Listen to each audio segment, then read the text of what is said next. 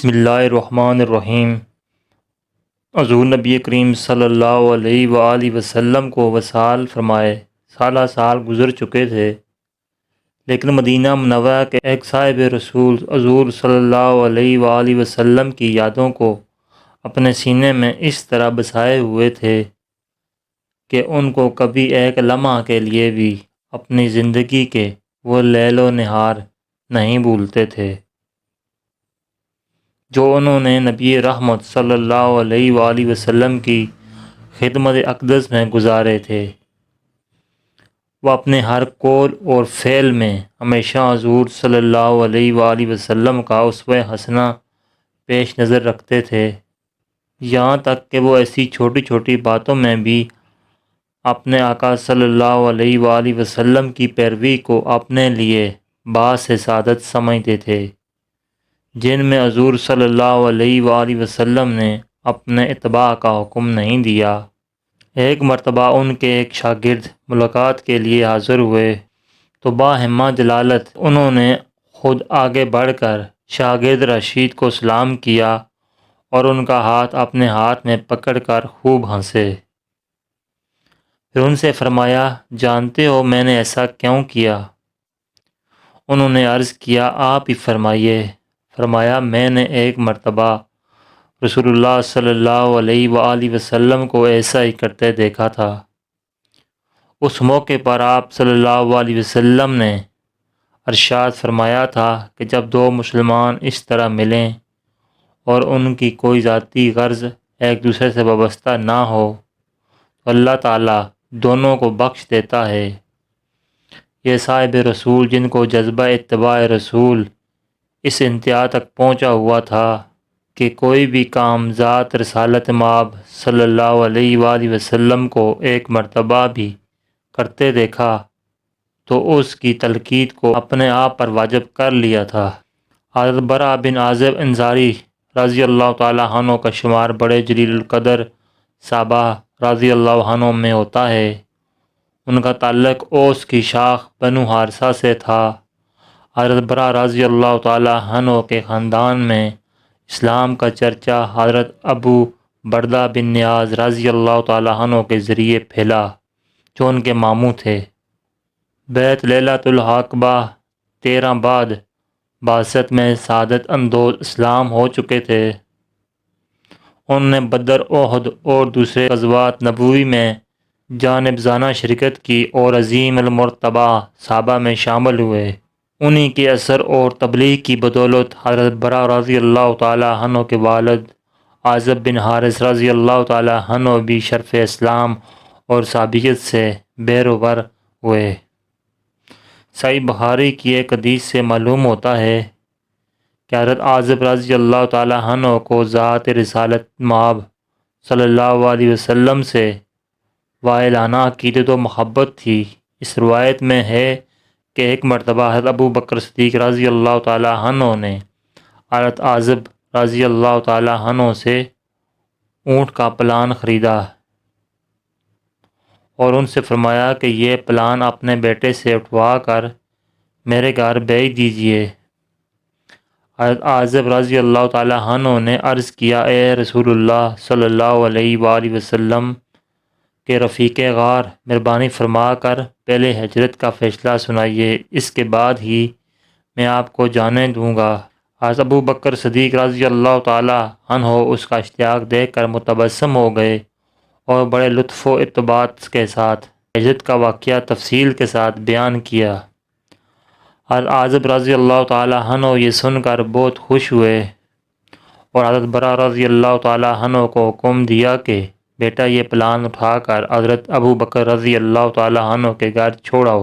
نوجوان برا رضی اللہ تعالیٰ عنہ نے اسی وقت پلان اٹھایا اور ہنسی خوشی حضرت ابو بکر صدیق رضی اللہ تعالیٰ عنہ کی اقامت گاہ پر پہنچا دیا۔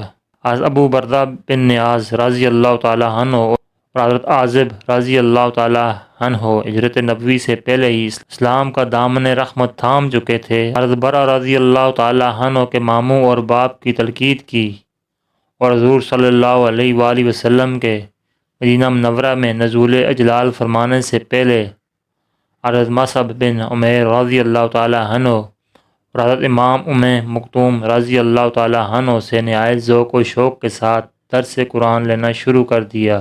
رمضان المبارک 2 ہجری میں حق و باطل کا معرکہ اول بدر کے میدان میں پیش آیا تو حضرت برا بن عازب رضی اللہ تعالیٰ عنہ بڑے ذوق و شوق سے بارگاہ رسالت میں حاضر ہوئے اور لڑائی میں شریک ہونے کی اجازت چاہی۔ حضور صلی اللہ علیہ وآلہ وسلم نے ان کے جوش اور جذبے کی تحسین فرمائی، لیکن لڑائی میں شریک ہونے کی اجازت نہ دی کیونکہ ان کی عمر 15 برس سے کم تھی۔ صحیح بخاری میں ہے کہ حضور صلی اللہ علیہ وآلہ وسلم بالعموم ان نوجوانوں کو لڑائی میں شریک ہونے کی اجازت دیتے تھے جو کم از کم 15 برس کی عمر تک پہنچ چکے ہوں۔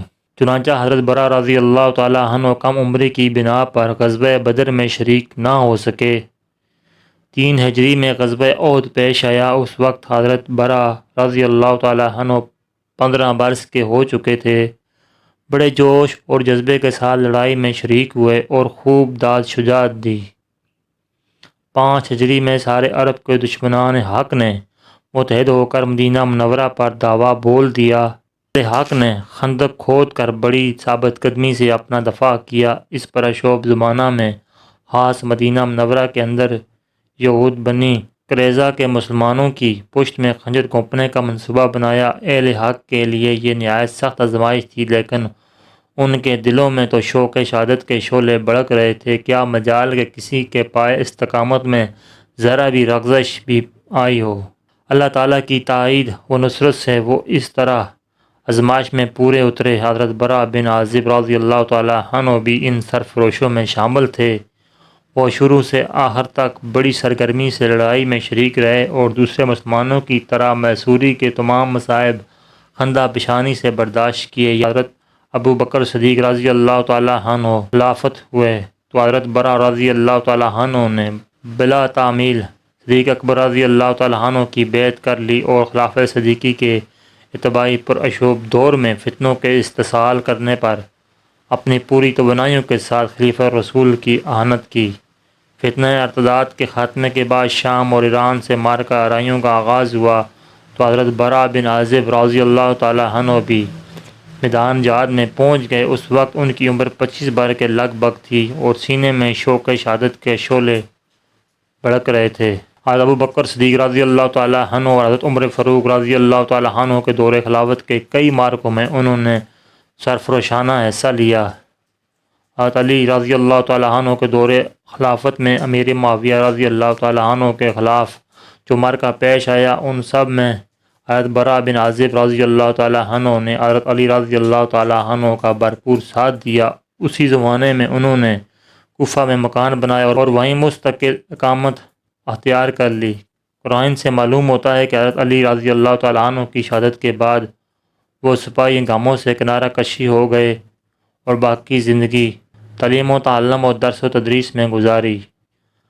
ابن سعد رحمۃ اللہ علیہ کا بیان ہے کہ حضرت برا رضی اللہ تعالیٰ عنہ کی انگلی میں سونے کی انگوٹھی ہوا کرتی تھی۔ لوگوں نے اس پر اعتراض کیا تو فرمایا کہ یہ انگوٹھی میں صرف اس لیے پہنتا ہوں کہ یہ مجھے رسول اللہ صلی اللہ علیہ وآلہ وسلم نے اپنے دست مبارک سے پہنائی تھی۔ اس کا واقعہ یہ ہے کہ ایک مرتبہ آپ صلی اللہ علیہ وآلہ وسلم نے مال غنیمت تقسیم فرمایا، صرف یہ انگوٹھی تقسیم ہونے سے رہ گئی۔ آپ صلی اللہ علیہ وسلم نے ادھر ادھر نظر درائی، پھر مجھے بلا کر فرمایا، لو اس کو پہنو، یہ اللہ اور اللہ کے رسول نے تمہیں پہنائی ہے۔ اب تم سوچتے کہ جو چیز اللہ اور اس کے رسول صلی اللہ علیہ وسلم نے مجھے پہنائی ہو، میں اس کو کیسے اتار سکتا ہوں۔ 73 ہجری میں عمر کی 85 منزلیں طے کر چکے تو پیغام اجل آ پہنچا اور اپنے وقت کے اس رجل عظیم نے کوفہ ہی میں اپنی جان آفرین کے سپرد کر دی۔ اللہ تعالیٰ ان پر بے شمار رحمت نازل فرمائے۔ ناظرین کرام، ویڈیو اچھی لگے تو لائک کیجیے، اچھی ویڈیوز کے لیے ہمارے چینل کو سبسکرائب کیجیے۔ ویڈیو دیکھنے کا شکریہ، جزاکم اللہ خیر۔